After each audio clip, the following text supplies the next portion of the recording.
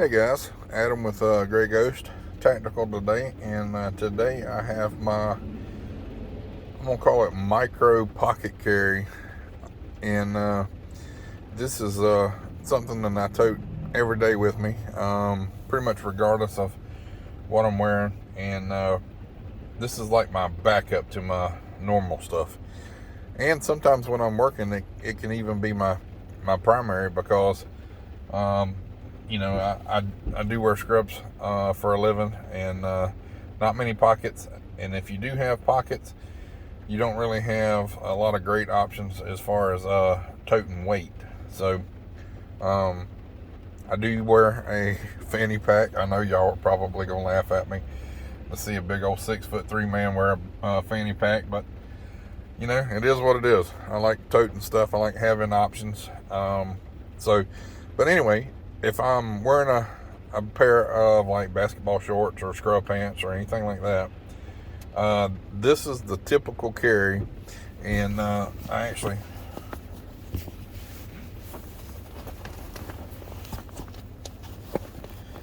forgot.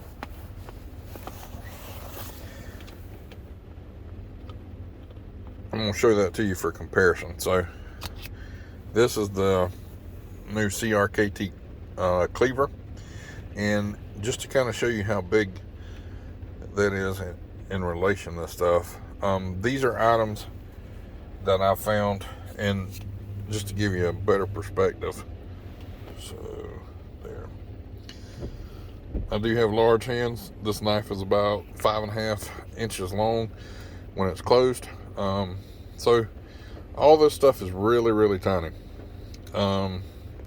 Starting with the knife here, this is it's from Sportsman's Warehouse, but it's a nice little lockback design.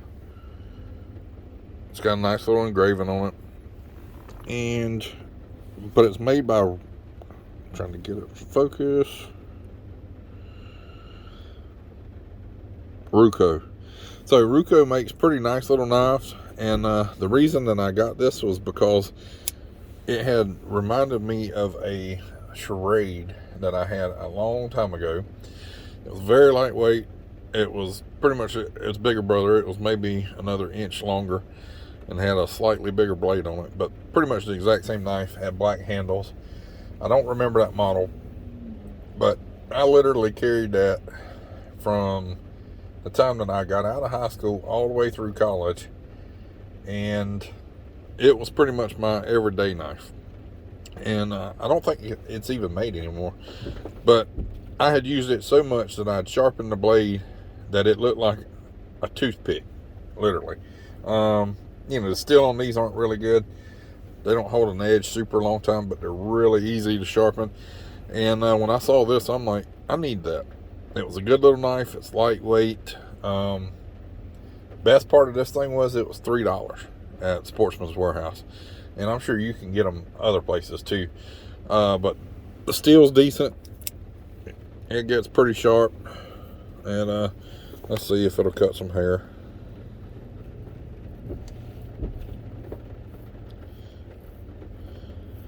Yep, so if you see that, there's hair and dry skin, and but yeah, like I said, super easy to use.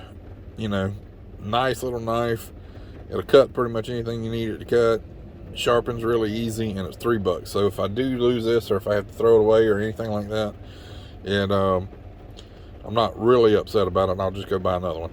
And this is just to prove you that $3 will buy you a decent knife, plus tax. Uncle Sam's got to get it. It's a sturdy little lock back. So again, this is all like last ditch, backup stuff. However, I actually use this a lot. This is the Streamlight Keymate. It has a little carabiner you can clip on your keys. It's USB rechargeable. Has 3 modes: bright, low, and high. And there's the low. There's the high. Or there's high. And there's your strobe. I'm not going to blind the camera with it.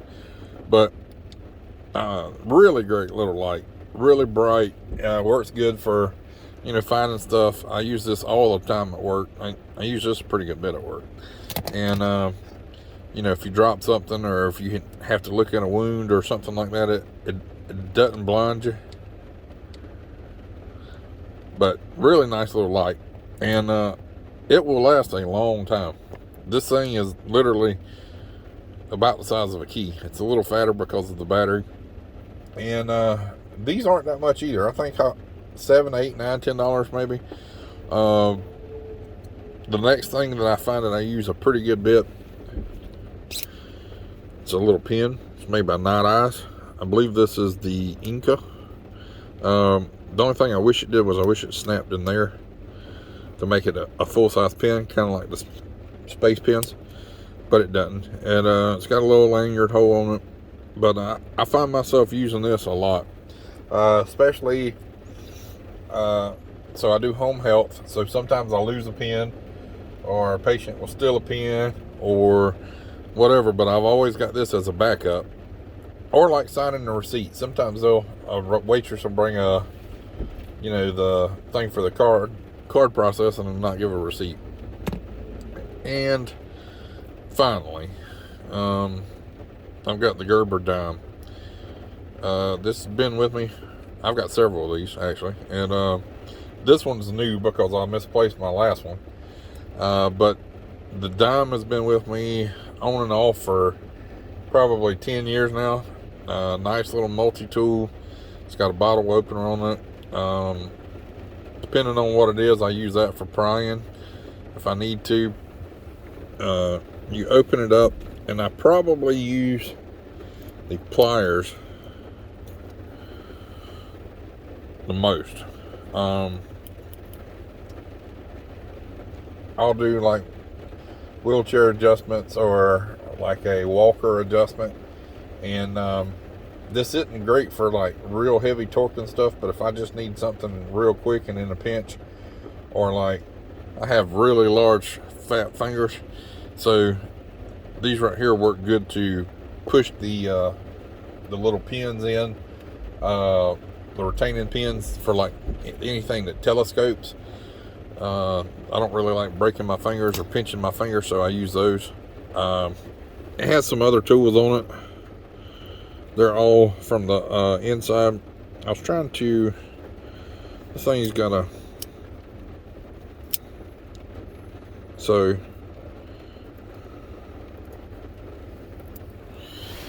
hold on, bear with me. I'm gonna turn the zoom out on my camera a little bit. Sorry. So it's got a little Phillips, or a little flathead there.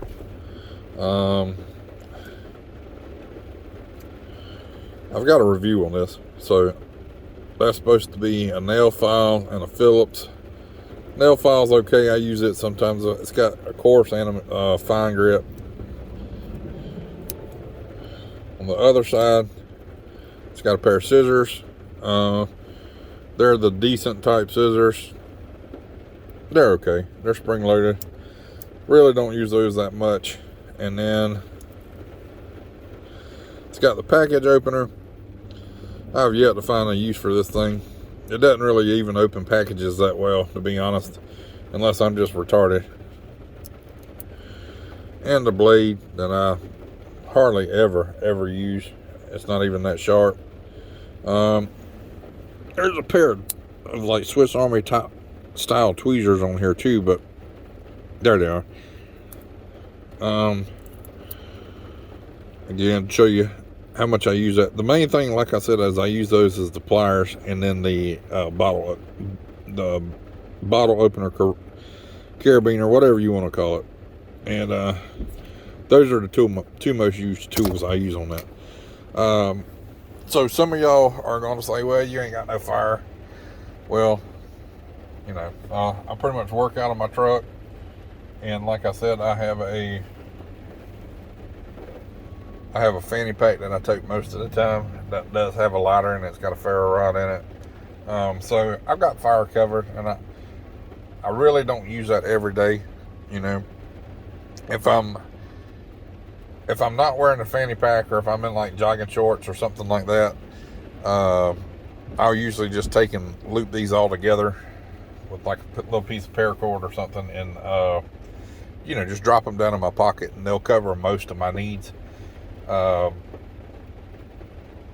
don't set fires that often. This isn't for survival kits, mainly just to kind of help me with like tools and stuff that I need. But anyway, this is Adam with Gray Ghost Tactical signing out. Let me know in the comments what you towed, or if there would be any good additions for what I've got. The requirements are that it needs to be lightweight, it needs to be flat, and I need to be able to link it all together if possible. Anyway, like I said, put it down in the comments below, and until next time, this is Adam with Gray Ghost Tactical.